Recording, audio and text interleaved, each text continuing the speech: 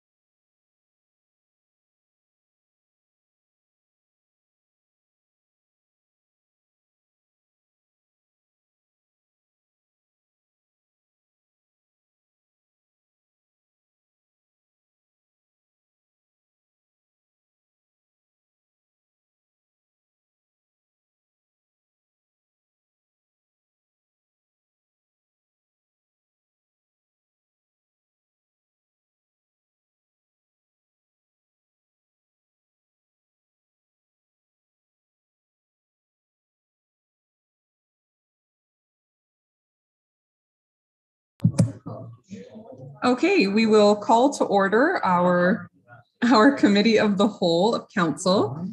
And I will start before we approve our agenda with recognizing that we are holding our meeting today with our council, most of our council joining from the unceded territories of the Sewage and Hupechesit First Nations. And we do have an agenda in front of us. Are there any late items to be added by councillors? Okay, seeing none. And any late items from staff? No, Chair. Opinions? Yeah. Okay, then would somebody like to move approval of our agenda? So moved. Councillor Solda, seconded by Councillor Poon. All in favor? Carried.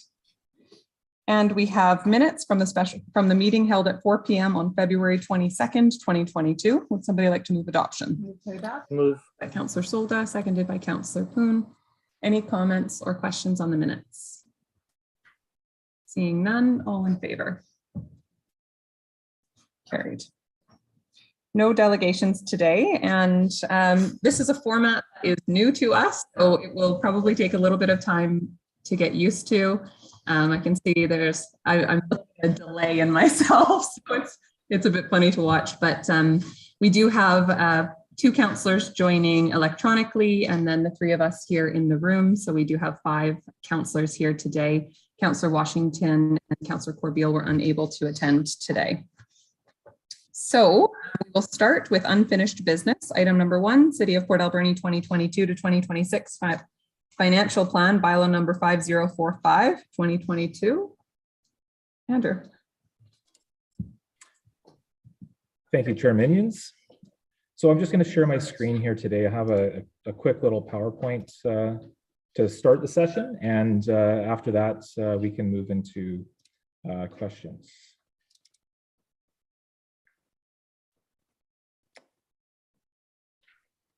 So this is our opportunity, our formal opportunity to have that public engagement. All through our processes, we've had the opportunity for the public to engage and reach out to council, reach out to the committee of the whole, and also be here at the meetings to ask questions.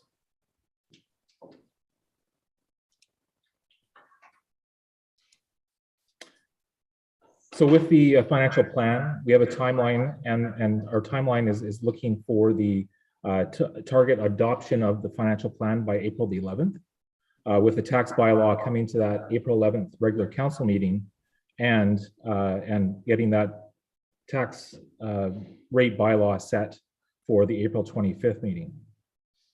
The financial plan was introduced on January 31st at the regular council meeting.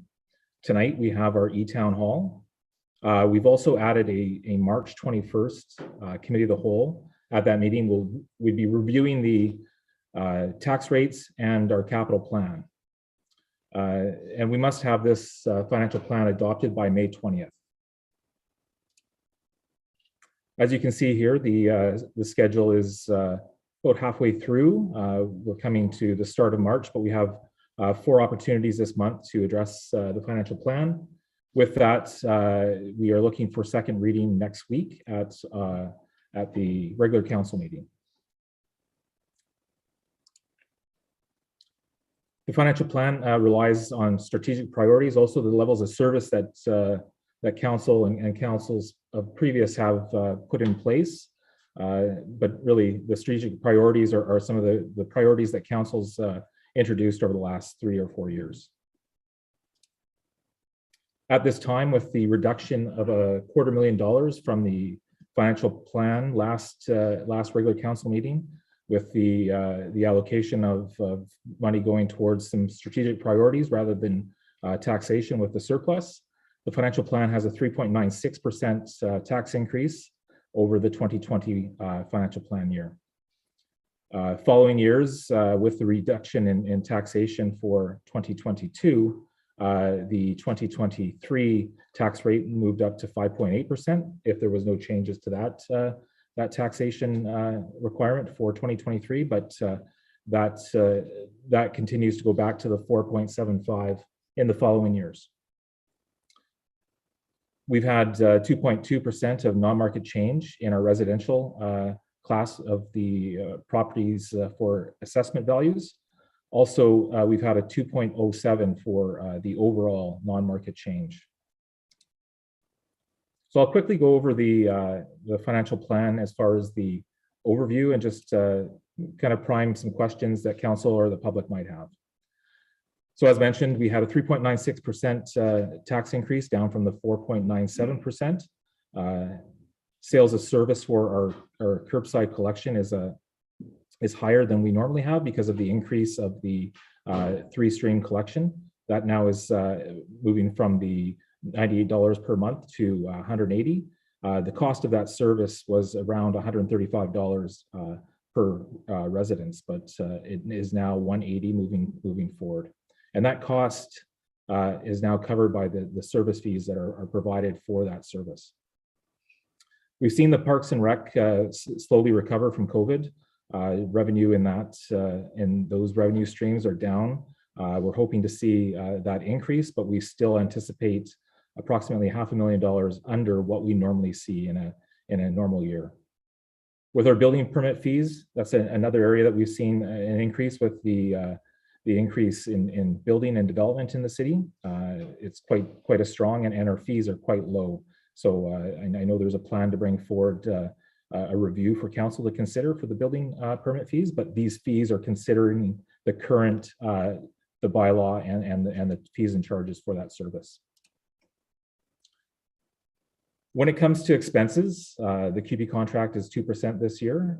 We've had an exempt and council CPI increase of 2.8%, and other expenses within the financial plan are 1 to 3% on average for the 2022 year. When it comes to government services, finance has the ARO, that's the asset retirement obligation. It's a new accounting standard. We do have to do some work on our assets to understand what liabilities we have as far as asbestos and lead and any other contaminants that are required to be cleaned up at the end of life. So that new accounting standard will provide an understanding of those future costs for those buildings as they are retired. Also, there's a staff resource within finance to support the procurement and other accounting needs in the 2022 year. With information systems, there's software allocations that we've noted in prior meetings. As software is expended for certain departments, those expenses will be recognized in those departments moving forward. So it might look like information systems is going down as far as funding, but we are moving those expenses across the other services in the city. In 2022, we also have the election, so that is a cost that we see every 4 years, and that has an inflationary percentage from the last election of 8% over the costs in 2018. Sorry. We also see training returning to normal levels, pre-COVID levels, as far as for staff and for council, with the anticipation that we'll be returning to conferences and normal activities once again. And in the insurance costs, we've seen a decrease in the general fund, but those cost allocations are going to both water and sewer assets. So the cost of insurance has been stable over the past year, but we just see that amount going down with the charges going to the correct departments or the correct funds for the insurance purpose. With protective services, we have the contract with RCMP that is going up, of course. We are looking at getting those costs finalized in May as far as our new contract. So we'll bring some information to council as far as the contract, but this year, but we have that set at the rate that was recommended by E-Division for that cost of the contract. Administration for the service has also gone up with the demand for the needs and requirements for the service. And we also continue with the community policing. With fire, the IRF has gone up because of the two larger purchases in the last 2 years, as far as the Pumper 1 and the new aerial truck. Building inspection has seen resource allocations for the additional building inspector that was introduced this past year. And now we see that full realization in 2022. With transportation services, we have a manager operations that oversees the different services such as storm, water, sewer, and all the public works. Public transit, we have a restart grant for that, and that is anticipated to end on March 31st. That's approximately $10,000 per month for the support of the lower than anticipated revenue from our senior governments for transit. Ridership recovery is approximately 85% of what it was for before COVID. With snow removal, staff have analyzed the snow removal costs, and on average, we underspend on snow removal year to year. So approximately $200,000 is budgeted for snow removal annually, and we spend about $170,000 on average. This past year, we were a little bit over, but on average, we anticipate those norms continuing for snow removal. With the line painting, we carry forward $100,000 for line painting in 2022 because of the lack of service that we could get in 2021. So we do see line painting with a push to get more line painting done to catch up from the prior year. When it comes to solid waste, the fees to cover the expenses are now set so that the solid waste service now pays for itself without any taxation associated with solid waste. There was an additional resource. We added another position to staff the truck that we have as the third truck. So we've had 3 trucks, and that continues to be the needed resource for that. But we do have that third truck running daily to support the pickup to ensure that we can pick it up in a timely fashion. And this was in the financial plan for the solid waste collection. We anticipated the need for that third driver when we set up the costing for that service. And that was realized after a few months of operations that we couldn't continue with just 2 drivers. So that additional resource was added for 2022. So there has been no increase in our solid waste fees since 2012, so 10 years approximately without any increases, and that's where we saw that erosion of the fees not being able to cover the expenses for that. And now we are at that point. We've seen some early success as far as diversion for our solid waste, and we are still one of the lowest cost 3-stream systems on Vancouver Island. When it comes to development services, we have a new resource, a manager of planning. We anticipate that position to be filled very soon. We are continuing to work on the OCP, a very important component for the development in the city of Port Alberni as we move forward. And we have some funding for the SOMAS and that possible redevelopment over the next year and into 2023. When it comes to Parks, Rec, and Heritage, COVID, as I mentioned earlier, we did see some expenses due to COVID because of the additional costs that we had to deal with there as far as cleaning, but we are trying to return back to normal operations and offer the same programs that we had before. And hopefully by the time we run into the fall, we do see full activity at all our facilities and those expenses and revenues returning back to normal. Parks maintenance, we have support for that. We have a new resource there that was planned in 2021, and it was initiated actually in this year. So we'll see parks maintenance be supported more. And the trees have now been moved to capital, no longer in the operations component because that's a capital expenditure. So we carried forward the 2021 amount into 2022, and now moving forward, you'll see that in the capital plan for parks.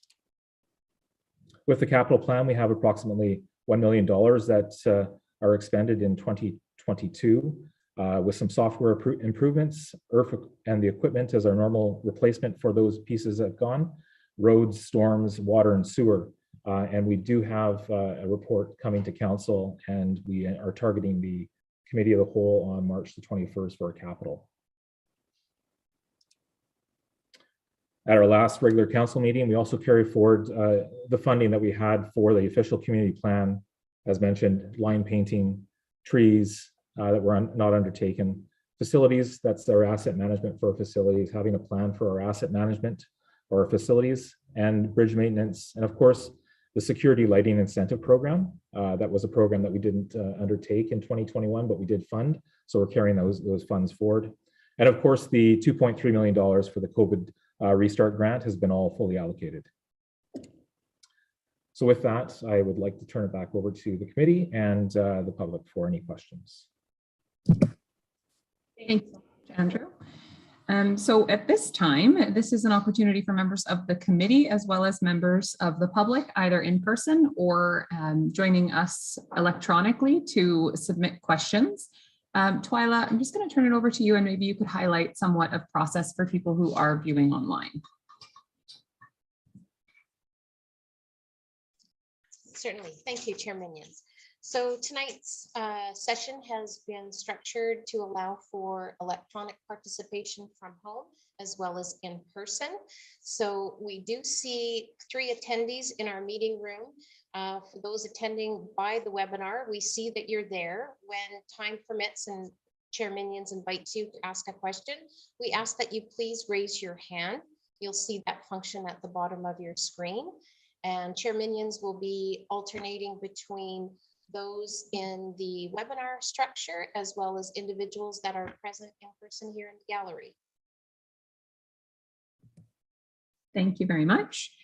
So Council, the main purpose of this meeting is certainly to hear from the public on our budget, but I'm going to start with members of Council just to get those questions out of the way if there are any that have come as a result of the Director of Finance's presentation or just other budget questions. Councillor Solda. Yeah. So just a quick question. When you brought up the non-market change in percentages, what does that mean for the public in dollars? Thank you. And that's, I have another question afterwards.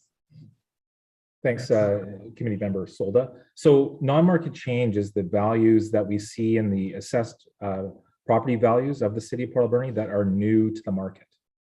So what this means is that they weren't the house that increased $100,000. It was a new build, a new property that allows that tax base to grow. And then council has the opportunity to assess the tax burdens within each class based on that new non-market change. So traditionally, the city of Port Alberni didn't see a lot of non-market change, but the last couple of years, and even this year, we are seeing quite an increase in the non-market change, which is a benefit to the tax base. So what does that mean in dollar values? If you got 2% plus, is that $1 million? You know, just so the public has an idea, 2% does not mean much to the public. So to some of the public. So let's dollar value would. Well, yeah, committee member Solda, with that, I think you have, you don't have a specific number for that. I think what we need to do is bring forward to council some options, or the committee on the 21st, as far as what does that mean. So we'll look at the tax burdens and see how we can adjust that balance across each class. So we've seen some significant change across all the classes. And I think we need to bring forward that detail for the committee to consider to make recommendations to council. Looking forward to that. And just to a quick question, I don't know if it's Twyla that would answer that. The engineer regarding sidewalks and roads and that, he will be making a presentation at the March 24th meeting. Am I correct, or is that?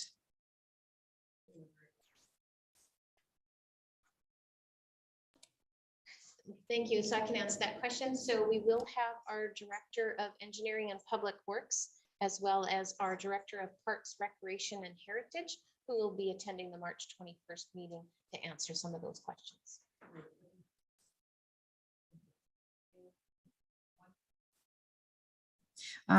So when we look at the 2023 budget and the 2026, a lot of people are going to panic when they see as it escalates up, right? And people need to know that it changes every year. So don't panic on those numbers. It's because we have to do, we're by the charter, we have to make a 5-year plan. Is that correct? Just. I know the answer, but. Yeah, so there are a lot of factors that come into play. The changing tax base. So our non-market change, as we talked about earlier, that will impact the actual increase per property. So right now, that's just the raw increase year over year. So the actual impact on the residential class or the commercial class will really be dependent on how we see that non-market change and how council decides to set that tax burden moving forward. So year to year, that will change. So there's no specific number that we can point to, just an overall increase per year. Thank you very much. And I think to add to that, Councillor Solda was pointing out that we additionally, we will review the expenditures in the budget every year annually. So the actual budget itself could be changing as well, or expected to change. Okay, Councillor Paulson, any questions? Just a quick question. Recreation revenues were down substantially, and I understand that through COVID. But I'm wondering if there was a downward trend in expenses as well on the expense side during COVID. And I would think it would be natural that because we weren't offering programs and the expense of the programs and stuff at that point in time. Yeah, that's a good question. So we did see a reduction in the cost for some of our programming, but when it came to the actual use of the facility, so our pool and our multiplex, we still had expenditures that were significant because of the operations of those facilities. We did see some savings, but not enough to offset the revenue losses. Thank you. Any questions from Councillor Poon or Councillor Haggard? Not right now, thank you. Councillor Poon. Not right now, thank you.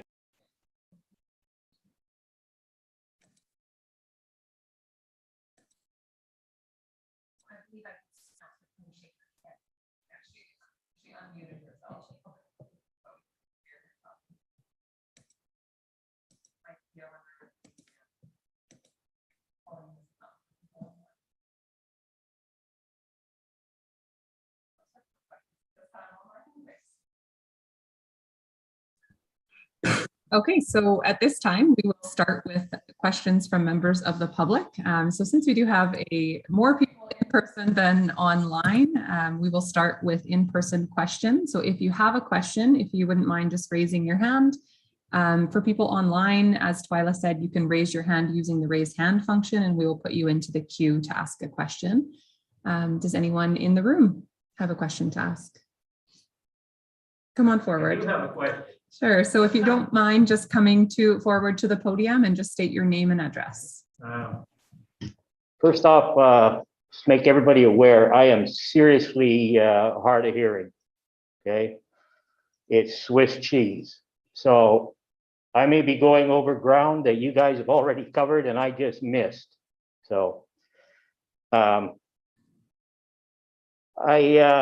concerned with where this city is heading in terms of spending. Okay.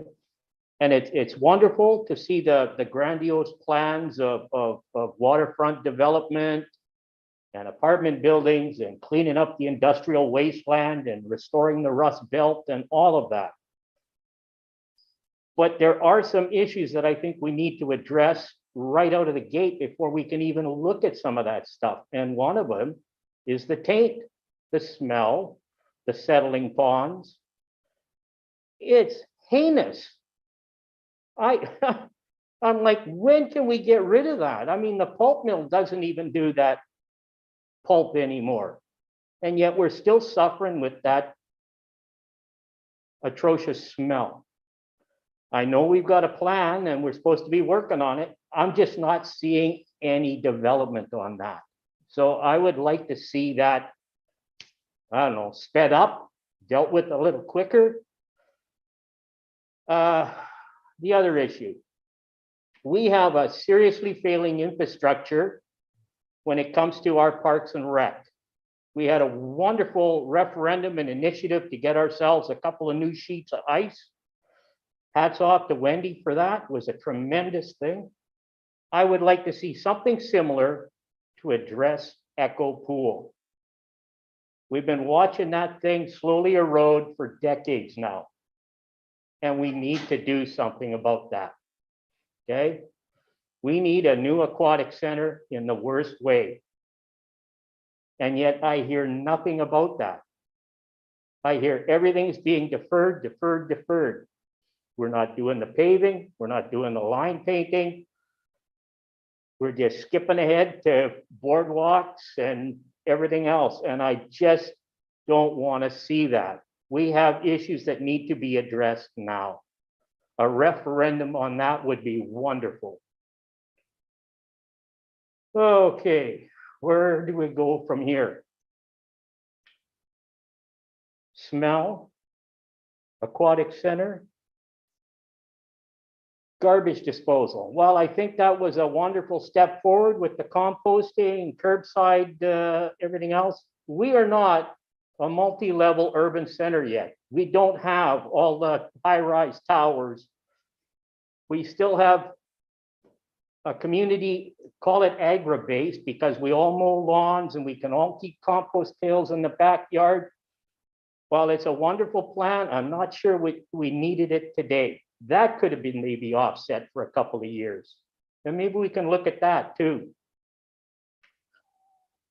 We need to do things that we're going to run head on into here in terms of water restrictions, waste treatment.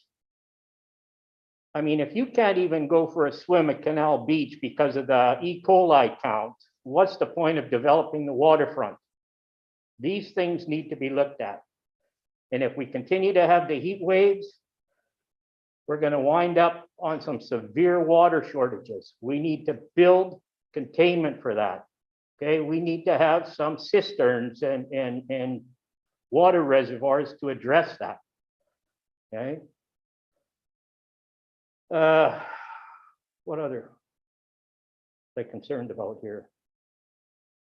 I knew this was going to happen. I should have made notes. I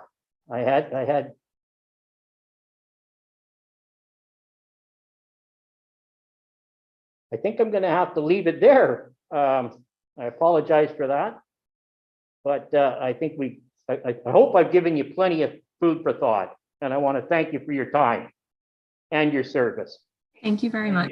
Would you mind just stating your name and address for the record as well? Name and address? Name and address. Certainly. Thank you. My name is Alan Kim Schroeder. I live at 2823 2nd Avenue, B9Y 1Z4. Thank you.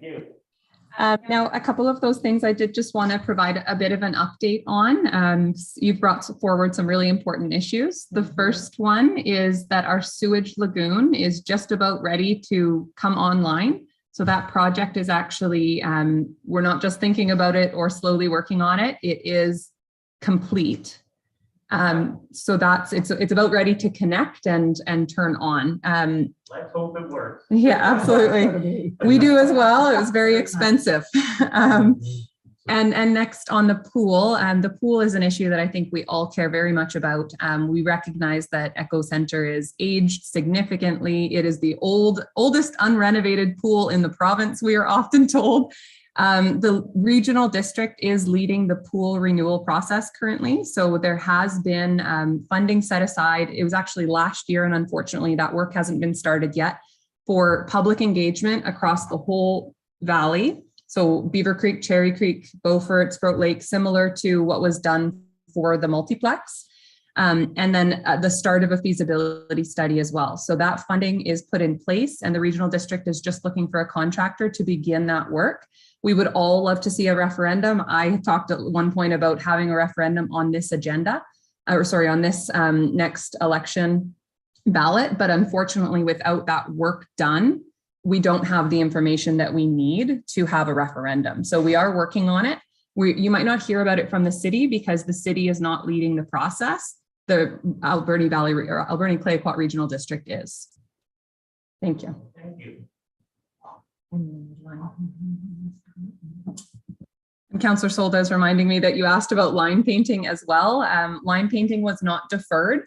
We did have some problems with with finding a contractor last year, but that funding was put aside. The work is being done now, and we've added additional budget for this year. Yeah. Okay. Thank you. You got the wrong information there on the deferring process. Possibly. Thank you very much. Again, why all the contracting out? Right? Like, how much money are we actually saving and not having the city employees that can do this work? Right? Thank you. I don't know, right? It's when we talk about, you know, we don't have the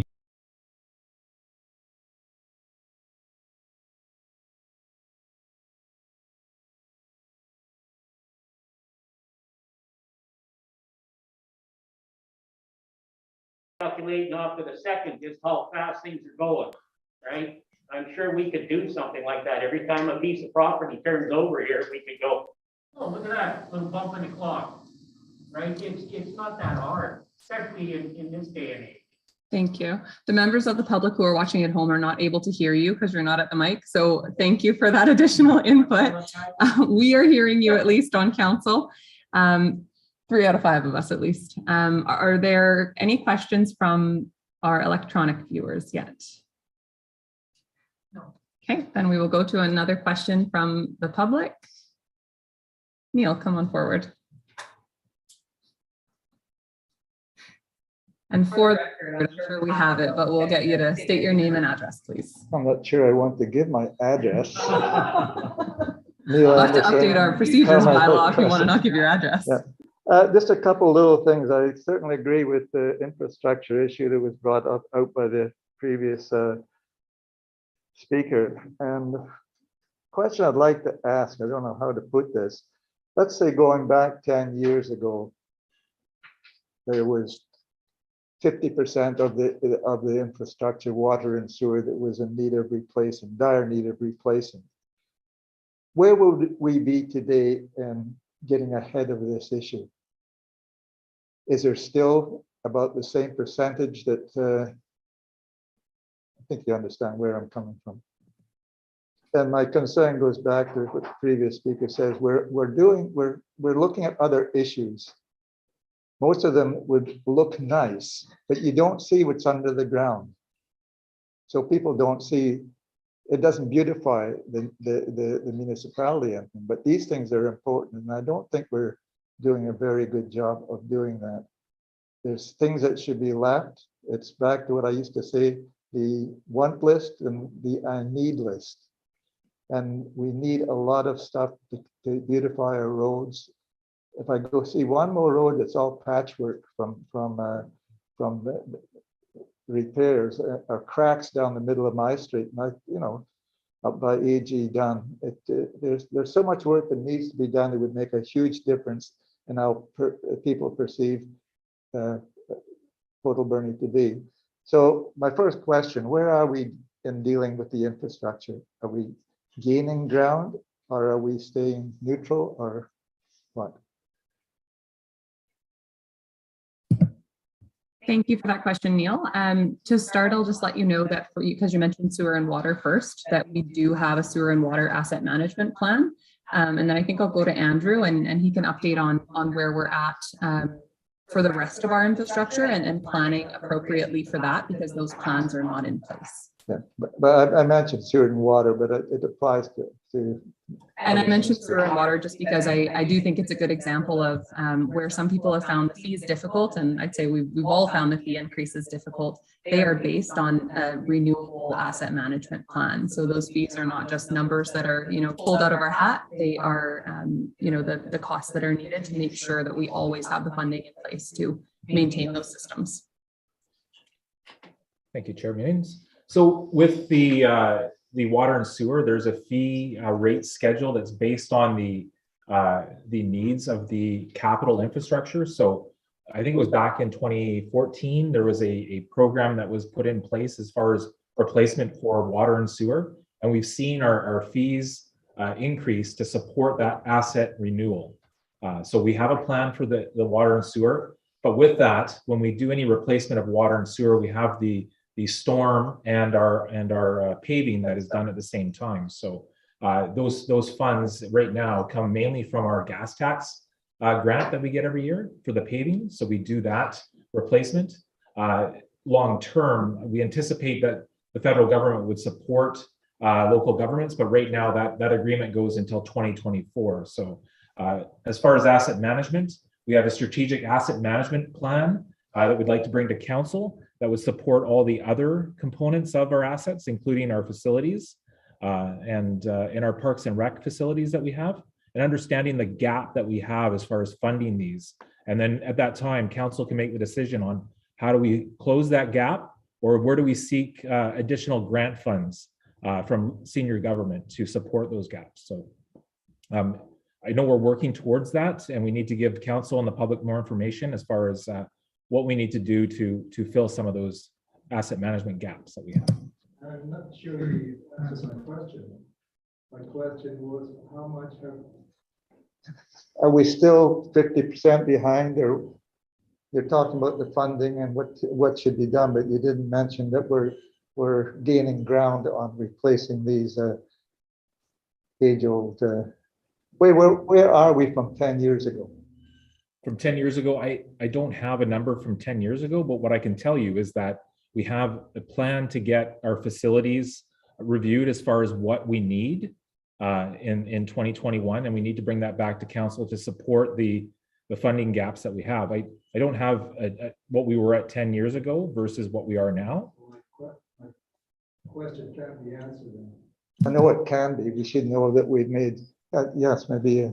And Neil, if I can add to that, and then I'll go to Scott. Again, for sewer and water, which is the underground infrastructure, obviously, that we don't see, we are where we need to be, because, 2 councils ago did put the time into asset management, and last council and this council has followed the recommendations of that report, even though it's been difficult every single year to increase those fees. So we are where we need to be with that, because we had that plan in place. So where the work may not be getting done any faster, we will have the funds ready when work needs to get done. We also don't want to replace, infrastructure before it needs to be replaced. So it's going to be replaced on the schedule laid out in the plan. We know it needs replacing. We know it needs it. We've been talking about it I've been here 12 years. We've been talking about it. The report tells us when assets need to be replaced, and we are funding it according to that report. Okay, and that report is available on the city's website. I think it's called the Econics report. Found it online a few times, and it lays out the whole asset inventory we have for sewer and water infrastructure, what rate we need to fund it at, and those fee increases have been followed every single year since the report came out. Scott.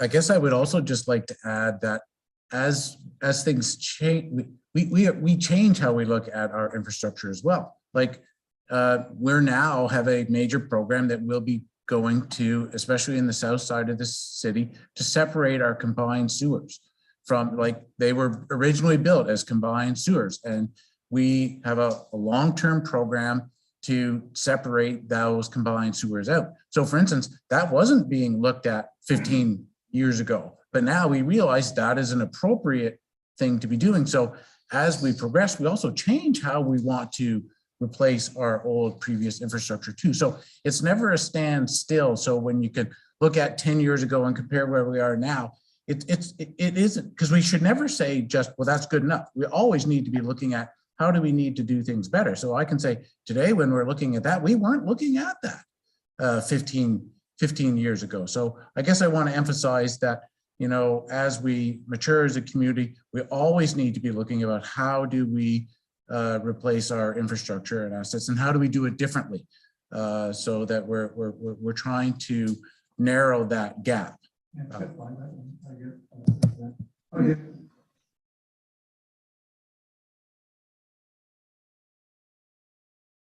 Why are the people making the most money, getting a 2.8% increase, and the little guys are getting 2%.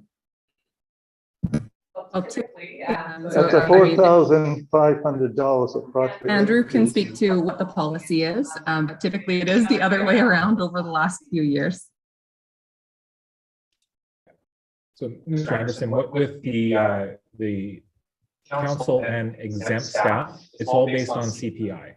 So in 2021, it was 0.8%, and QP was 2%. This year it's 2.8% because CPI increased over the year for 2.8% rather than a set contract that we have with QP.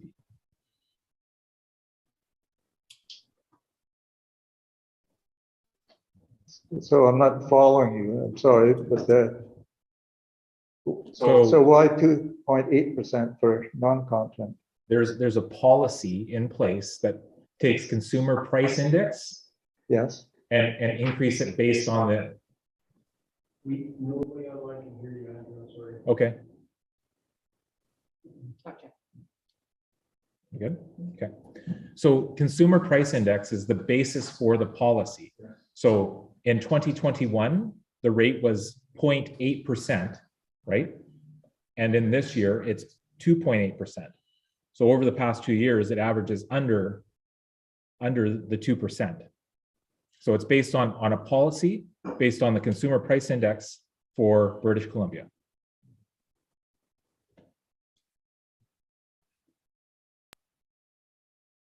That's all right now. Thank you. And just going back to one of Neil's questions around infrastructure, I'm wondering if it would be helpful for us to see, I know Neil's question is, I think, more of an asset management question around, where were we in terms of the greater scheme of infrastructure, not just funding as we often look at it on council, but getting that work done, we know has been a challenge. But I think at least what we can do without a full asset management plan is look at what have we contributed to infrastructure renewal, year over year, maybe over the last 10 years. And I feel like that would be reasonably easy to draw that information and provide that at a future meeting. So every year we have our audited financial statements, which provide us the amount of capital assets that we've contributed to the overall asset register of the city. And we can provide that to Neil and the community. Okay, Twyla, have we received any questions online? I have one question that I can read on behalf of a submitter who is anonymous, but how does the budget plan to incorporate urban planning best practices and urban sprawl development at risk of losing the extremely limited remaining natural habitat and recreational trails? What a fantastic question. I'm going to go to Scott for this.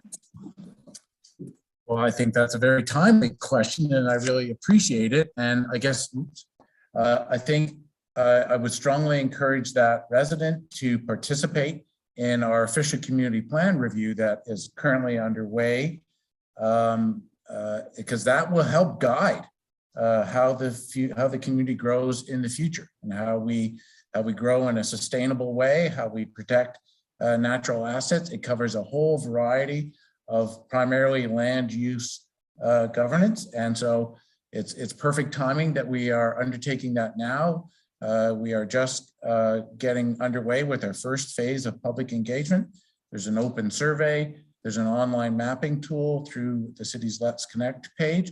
So I'd strongly encourage that resident to participate in that official community plan process, because I think that will be and all residents to participate in that process, because that will help guide the council, the planning development services department, and residents and developers about how we move forward. Thank you very much.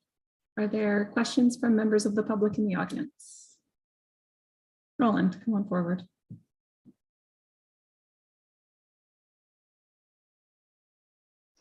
Roland Smith, 2702 11th Avenue. No relation to the other Mr. Smith in the room. Just for the public's understanding, because I think this gets missed quite a bit about reserve funds. reserve accounts. It's often said that when we draw money from reserve funds, it's not affecting taxation. It did affect taxation at some point, because it's my understanding, I'm willing to be corrected, that you can't take grant money and stow it away into an IRF fund. You need to get it from sales of service or fees or taxation, and you direct that into those accounts. Is that correct? That's how the money gets into an IRF fund or a reserve account, through taxation or sales of service? Sorry, Mr. Smith. So with the IRF fund, what happens is each service has their contribution based on where that asset is being used or where it's being allocated. So yes, taxation for IRF occurs every year based on what's needed to replace that unit based on the policy. Right. For it. That was my understanding, but it does get mixed up with this as well. It's not affecting taxation, but in essence, it was money that was taxed probably in a previous year to populate that IRF over time, and then it gets drawn out for a purchase in a particular year. I'll just add to that yes, IRF, absolutely. We do have some reserves that do come potentially from non-tax revenues. You're right, I think in most cases about grants, not just being put into reserves. The land sale reserve, of course, comes from sale of city land. Now that land may have been acquired through taxes, or it could be historically owned land. So that is a way that money may come into those reserves without taxing residents of the community. We also have the community forest reserve, which, as you know, we get paid dividends, and those are received. Although the city did put out money for that originally, that money was fully paid back. So all of the dividends that we receive each year are non-tax revenues that are in our reserves. Just also to follow up on actually the first speaker's comments about referrals and so on. At the audit committee meeting a week ago, in the agenda package, if people want to go and download that agenda package, it was part of the audit committee. There were 3 pages of items that haven't been, while they're work in progress, some haven't gotten started, some are nearly complete. But in understanding the process, this is a 5-year financial planning process, there are projects that are being populated to the document currently. When this document is finished, there'll be a bylaw, there'll be a tax rate set, notices will go out, and tax will be requisitioned or fees set for all the items that are put into the financial plan, with most of the focus on the current year, right? I understand you have to project out 5 years. So going back in previous financial plans, again, the projects were put into the 5-year plans, the tax rates were set or fees were established, and the money was requisitioned from property owners, and it came to the city. What's happening with the money that is on the folks can look it up on pages 10 to 12 of the audit committee meeting a week ago. It totals millions of dollars. So with respect to adding more projects to the list for the city to take on, when there's, even under this administration, there's $15 million worth of projects under the current administration that have not been completed. So in my mind, there's a question of why are we requisitioning even more tax to add to a pile of tax money that's, I'm presuming, is somewhere, to address projects that haven't been done? And can we do all those projects in this calendar year and clean that up concurrent with adding new projects? Or are we, again, to the first speaker's point, are we just further delaying? There's a bit of a disconnect. Excellent question, Roland.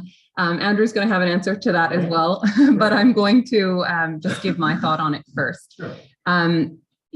Absolutely, we have a lot of projects that have been funded but not completed. I think we could say we're not going to tax for any new projects this year. We're going to focus probably over the next 3 years on completing those projects and not create any new ones.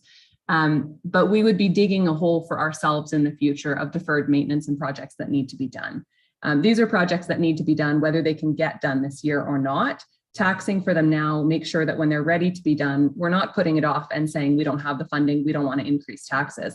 I think we've seen the impacts, and Neil talked earlier about Where were we 10 years ago? Well, I mean, even just on the last term of council, we pulled projects out of the budget to reduce taxes because we said we won't be able to do them this year.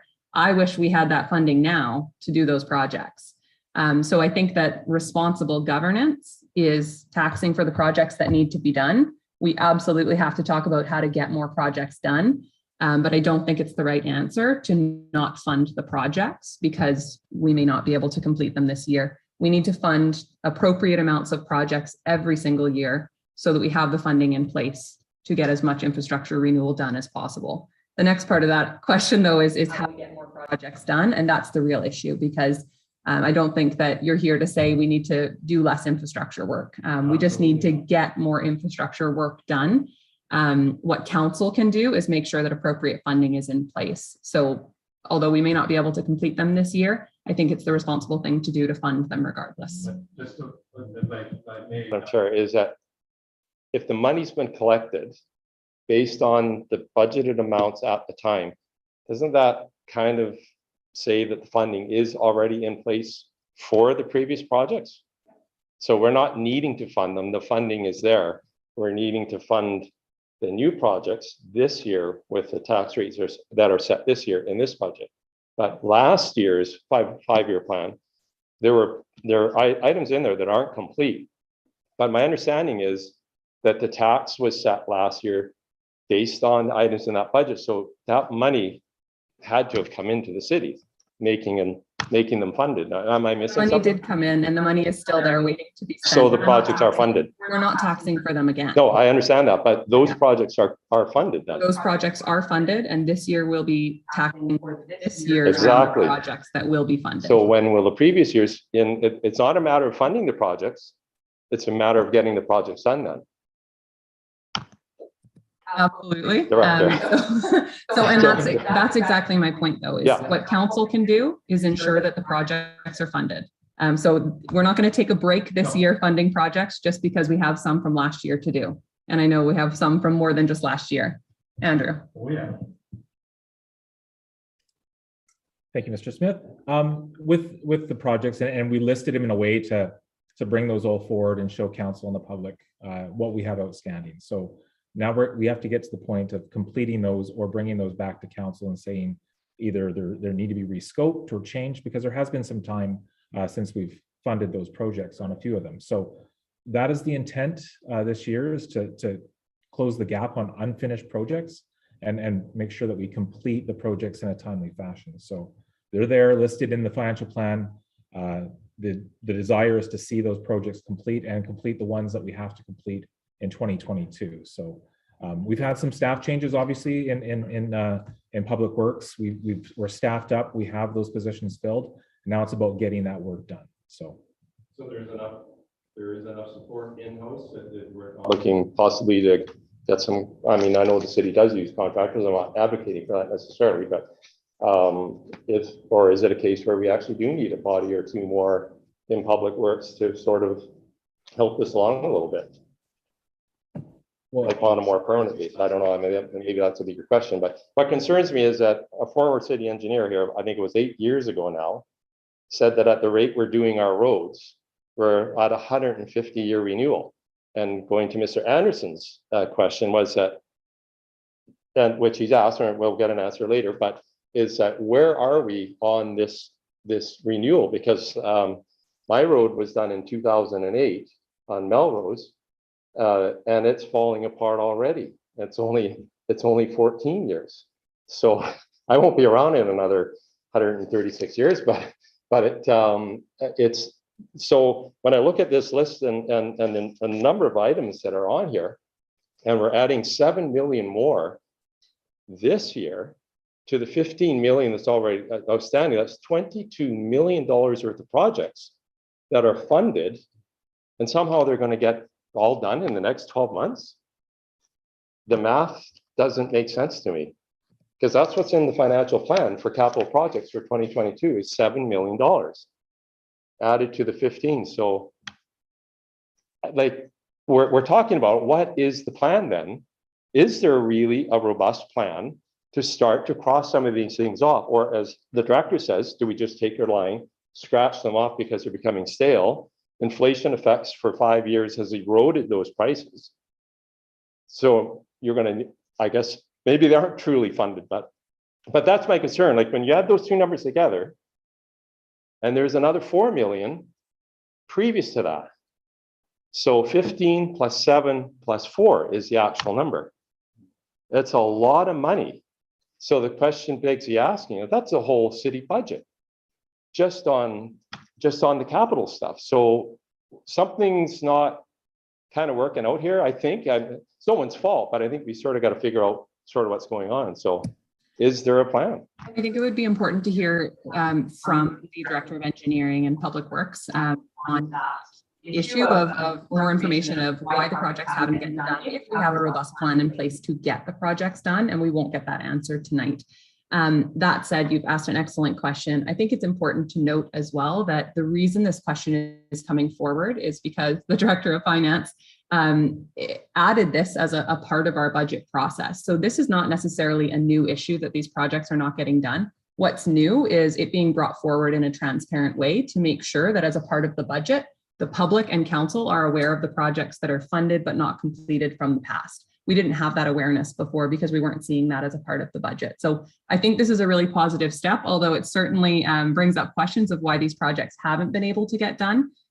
We know which projects are funded and not completed yet, and having that awareness is important. I think we need more information from staff on plan to get them completed. I had one other thought on that and it's slipped my mind now, but Andrew, did you have anything else to add? No, Madam Chair. Councillor Solda. A few years back by that engineer, and I was quite concerned at the time. I was very vocal on that, and it's always been in the back of my mind about the projects where we are and how old our aging infrastructure is, and that's been big. And I know Mayor Manions has done that, has stated so in the past too. The capital projects is a concern, and even at the audit meeting, it was mentioned, and I'm really concerned about inflation. If we have enough money to carry on with the projects, that really worries me. And we've stated this in the past. So I am really looking forward to that engineers being in council meeting, and we can question them intensively. Thank you. The one other comment I was going to add is that what we had seen in the past, and I remember former engineer making that report. He made it the first year that Councillor Paulson and myself got on council as well. What we have not seen though since then is councils cutting infrastructure projects out of the budget, with the exception of I think one year last term. We've seen pretty consistently an adding of more and more infrastructure projects to the budget. And that probably has compounded this issue because we are funding infrastructure at a higher rate, starting with the last term, than we have in the past. And we probably haven't built up, the ability to complete those projects. So again, having this information, I think, is the start of building a solution to the issue. But I stand by that. I think it's really important that we continue to fund the projects so that when we do get to them, hopefully sooner rather than later, but even if it is 2 years down the road, we need to have the money in place rather than, a big tax requisition 1 year that hits people too hard. Right, and just so we're Sure that we understand each other. It's not a criticism about the funding. I 100% support the funding. I don't want you to cut back on the funding. The central question is, as Councillor Corbeil brought up a couple of weeks ago, is that, and you sort of in some of your remarks at that meeting were concerned that perhaps we're in a situation of overtaxing. And I actually disagree with that premise. It's more of how can we get the work done, because it clearly needs to be done. And I think we need to figure out, or the city as an organization, whether that is in fact to speed it up, going to contractors or getting a little more help in the works yard, whatever that might look like. But maybe there just needs to be a bit of a broader discussion on that as an organization, right? And us taxpayers will be watching, right? Thank you. So I just want to go to Councillor Paulson because I think he had a response as well. Just going back to that budget meeting, and we had a pretty good discussion about this in that budget meeting, but there's some information that's missing, I think, and to give us a clearer snapshot of those projects moving forward. And I think that when we came out of that meeting, we had asked for those projects to go back to the appropriate department and give us a snapshot of projected start dates and projected finish dates so that we have an idea. It's not just an abstract figure that we have of 7 million or 15 million outstanding. Kind of when are certain projects going to start and when are they going to end? And that may give us a little clearer picture of, first of all, priorities, and second of all, which projects are slated to go and when they're slated to go and anticipated finish date. I think my memory serves me right that we had kind of had that discussion. Thank you, Roland. Did you have additional questions? I do, Madam Chair. On today's agenda, I guess maybe some of the public here doesn't have it, but on page 35, I'm interested in the projected debt and interest figures, especially rolling forward where again, the Sewage Lagoon has consumed a lot of this debt. We're not the only municipality that's separating our storm and sanitary and facing this issue. So again, it's not pointing a finger at all of blame or anything. It's just a reality. But as Councillor Solda often uses a home example, if you've got a problem at home, then you got to cancel the holiday, right? Or as Mr. Anderson often says, there's a nice to have and there's a need to have. So I noticed that the interest spiked significantly by 2024 to nearly 1.2 million a year. Debt interest, I'm presuming this is in relation to all the debt gradually coming onto the books. The 8.5 million that was just discussed at council in late 2021 will be actioned this year at some point and will be fully on the books in 2023. So, but regardless, it's like we charge something on our credit card right after the statement end date. So we're not going to see that charge until almost 2 months. Doesn't mean it's not there. It is there.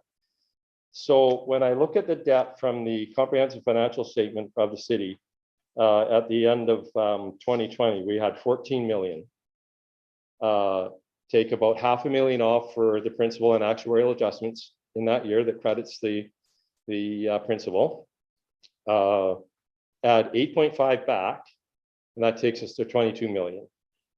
So city can obviously service it. That's not a problem. I'm not saying that. But the numbers are starting to get to the point where each year, 1.2 million buys a lot of things, and we're just going to be paying it out in interest. And we also have to meet our principal obligation. But the one piece of this as well that is not included, and we talked about this a couple of years ago, with the airport debt.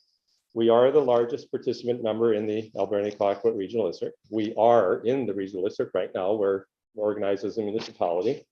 So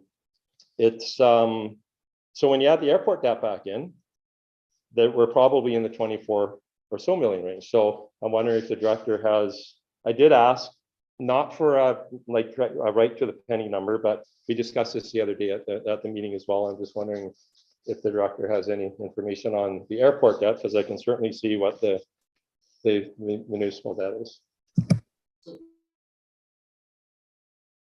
Yeah. Thank you, Mr. Smith. What I did is I did look at the airport debt for the regional district, and I just got to bring it up here.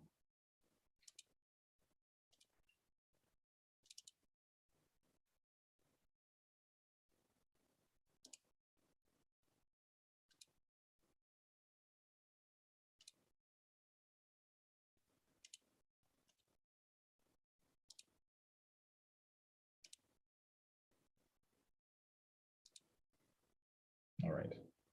So I think everyone can see that there.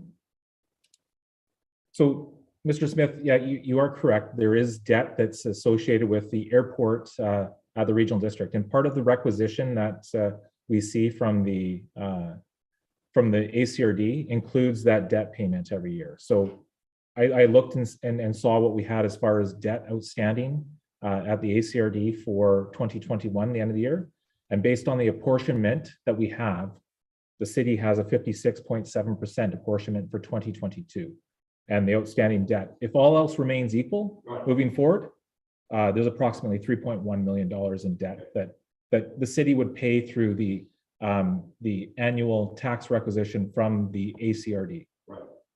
Yeah. But that, based on the enforcement, this is part of the, our tax notices, there's a regional district line. This piece is making this portion of it, is it buried in that line, this airport debt? Because it's not a property tax like the multiplex was, for example, which you saw broken out on your tax notice. Yeah. So that's where this number is. It's in that portion of the tax notice. Exactly. The regional district. Okay. Yeah. Yeah. So the ACRD actually has a breakdown of all the services that the city of Port Alberni participates in. Right. And then it gets the amount from each service based on that apportionment Yeah. that we participate in. It could be region wide where you have Tofino, Ukiah, Right. Banfield, or an Alberni Valley service, or in some instances it might exclude the Beaufort. So it's really dependent on what services that the city participates in. Right. And then we pay our share based on the land and assessed values from BC Assessment. Correct. Yeah, thanks for the explanation. I was aware of that, and I read the ACRD financials as well, but I just didn't know this number. But I calculated 3.2, so I came pretty close. So without having the hard numbers, but that's all for me. Thank you for your time, Madam Chair and Council. Thank you very much, Roland. Twyla, do you have any online questions? No online questions, Chair Minions, but perhaps it might be an opportunity to read one of the submissions that we received through council email. That's right. Okay, so from Mr. Fraser, one question that he has sent to council previously and was on the February 28th agenda, but he's captured a slight change to that question here. Why is the city not funding and continuing with the installation of street banners to brighten up the city? If not for the Rotary Club, there would be no banners in the city. His second question, when the city introduced this three-stream garbage collection program, it was priced based on having only to use 2 split body trucks for the whole city. Now that they are having to use 3 trucks full-time, what will the additional cost of a full-time employee and truck be to the homeowners? Good questions. Andrew. So with the banner program, obviously in the past, we did have funding for the banner program, but in my time here and in the past, we haven't had that funding for that. So I believe we support the Rotary and the work that they do, but at this time, there isn't any funding in the financial plan for that specific item. I just have a follow-up question on that. Is this, because this hasn't come to council, I'm wondering if this is something that we typically did fund, annually, or I remember probably about 5 years ago, it came to our last council as a late item to make a larger purchase of banners. So I'm wondering if it's something that's been a periodic contribution by the city or more of a regular annual contribution. So with that question, good question. I think what we can do is bring that back to council to consider at the next opportunity to see when we did fund that in the past and how that was funded. So. Thank you. And then if you want to comment on the garbage, good news on garbage. Yes. So with the 3-stream system, what we ended up doing is putting a contingency in there, understanding that having 2 operators would probably be unlikely as far as delivery of the service. We attempted that in the first couple months, but realized that it just was problematic. So we had 3 trucks in place. We had the contingency in the plan for the fees and charges, and what we have no increase based on that contingency that we had funding that position just in case we needed it. So and we did that this past year. So. Thank you. So to make sure I'm understanding correctly, we funded the program based on the expectation that we likely would need 3 full-time drivers. We tried to do it with 2 to see if it was possible. We ended up needing 3, but that's what the project was funded at anyways. So there's no increase. That's correct. There would be no increase from the $180 per average household for the solid waste 3-stream service for the additional driver in 2022. Thank you very much. Councillor Solda. Madam Mayor, for the banners, you might want to check with the museum budget because I believe in 2010 was the last time we did it. And it came out of when Jean McIntosh was with the city. Also, she was really great at getting grants and stuff like that. So some of the money came from there. And after that, budget. So if that helps you. Yeah, I definitely remember our last term of council, a late request coming from Teresa Kingston for us to purchase some more banners. So I'm wondering if it is an every few year city helps with contribution rather than, an annual funding. And it sounds like it's more of an out of the norm request rather than something that is just automatically in the budget. But a good question to look into. Okay. Yes, yeah. So assuming no more questions from the online at this point, are there more questions from members of the public in the audience? Come on forward. Cossack, I live at 4381 Princess Road. I was going to say anonymous, but came out earlier.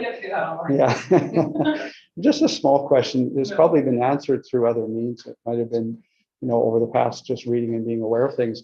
With the purchase of the lands on the waterfront that are going to be redeveloped long-term and costs associated with that, pulling it down, cleaning up before anything can be built on there. Are there costs within the budget? I know there's going to be costs currently on that.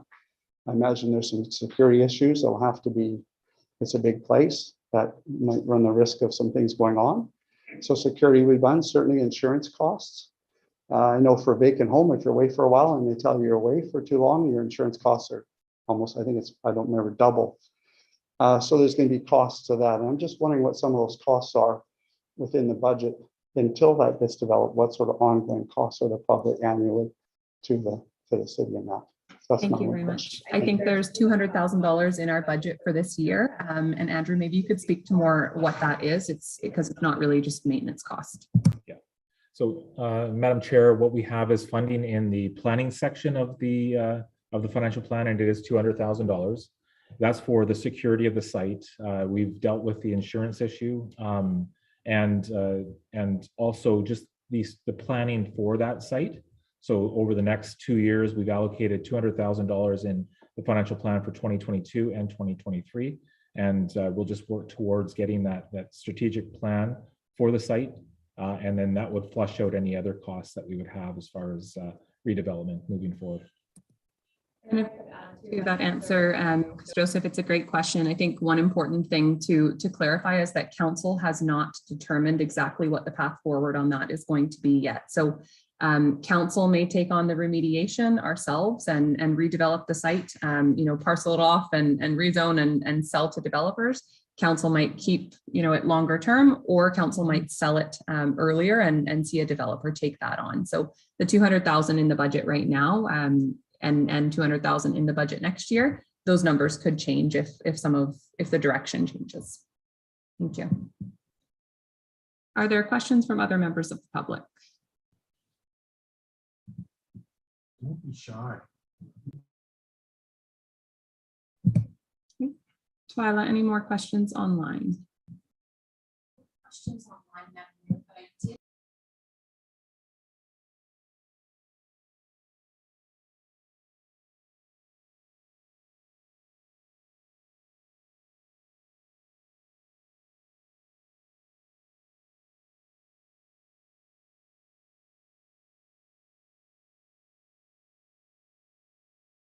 High sale prices of property. Great question. Unfortunately, when assessment values go up, we don't receive more taxes for that. So we will reduce the official rate as a result of the assessed values going up, but it doesn't impact how much money you actually pay on your property taxes. Andrew, do you want to add to that?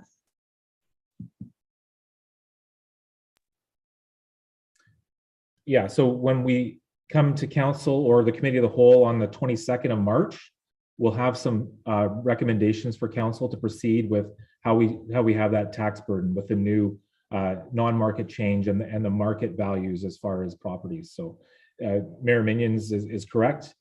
what it does, it just dilutes the tax base or the tax increase, sorry, because the tax base is larger.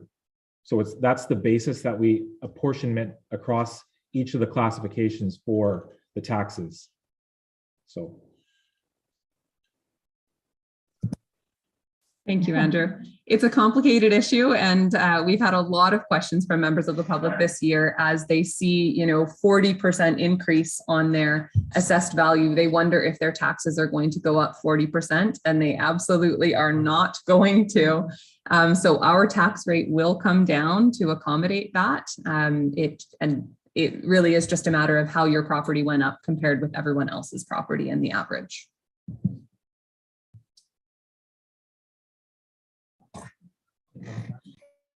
Yes, thank you very much for that. And thank you for your answer.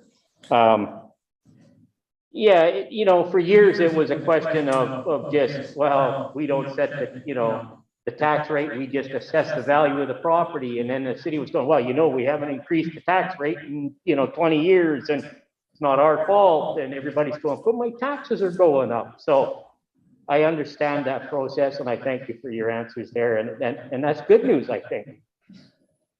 I say that hesitantly because maybe with this windfall, we can actually achieve something with that money, like getting the water and sewer lines process sped up, the replacement, the roads, the potholes. I didn't want to get hung up on line painting there, because really what I was driving at was the infrastructure. You don't see the water and the sewer underneath the streets, right? You do see the potholes when you hit them, right? And feel them. So 130 years to, was that Roland? Was that what you're saying? Yeah, that's a little too long, right? So I think we, hopefully we can make some headway and progress. I'd like to know if we're winning the battle or losing. We gaining ground or we falling behind? Because I was still left scratching my head wondering, on that, where are we with that replacement of water and sewer? Are we actually gaining some ground?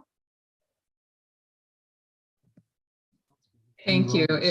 Appreciate the questions. And yeah, I think we're gaining ground with funding it, but we're not gaining ground necessarily with the work actually being completed. So certainly have more conversation about this. What we do know from a council perspective is that the money is there for when we need it. It's tough to get a contractor these days, isn't it? It sure is. But we're not looking to get a contractor. We're looking to get the work done. And we'll hear more from our Director of Engineering and Public Works in the near future. Thank you very much. Thank you. Are there other questions from members of the public today?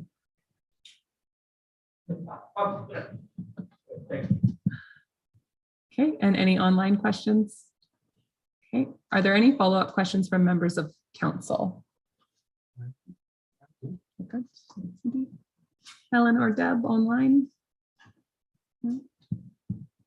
Okay. Okay, and Twyla, no correspondence additional other than the correspondence that's been read out?